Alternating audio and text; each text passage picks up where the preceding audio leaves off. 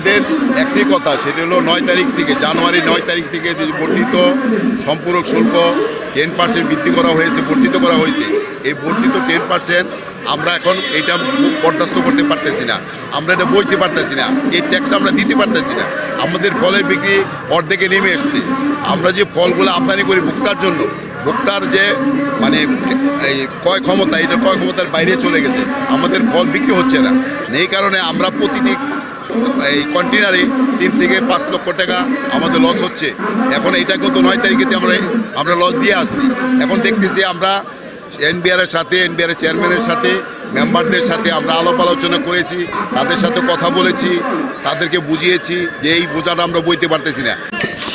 সরকার যদি আমাদের দাবি এর মধ্যে না মানে, আগামী সোমবার পর্যন্ত 3 তারিখ পর্যন্ত, সোমবার আমরা সব ব্যবসায়ী মিলে, সারা বাংলাদেশের ফল ব্যবসায়ী মিলে এনবিআরের সম্মুখে শান্তিপূর্ণ কর্মসূচি ঘোষণা করব, অবস্থান করব, শান্তিপূর্ণ কর্মসূচি অবস্থান করব সারা বাংলাদেশে, ফল ব্যবসায়ী একসাথে একত্রিত হয়ে 3 তারিখে সোমবার।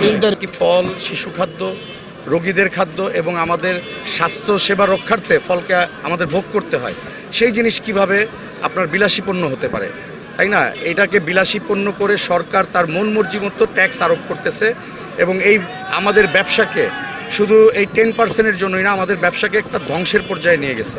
স্যার, আগে বাদামতলি আমরা 5 ডিউটি করছি, হয়তো না আমরা 1 কেজি 2 কেজি নিছি বাসায়, নেওয়ার পর বলা হয় আমরা মনে করেন কিছু বলে নাই। এখন একটা দাগি 70 টাকা ফিস বেছে, একটা দাগি চাইলে মহাজনকে দেওয়া যাবে না।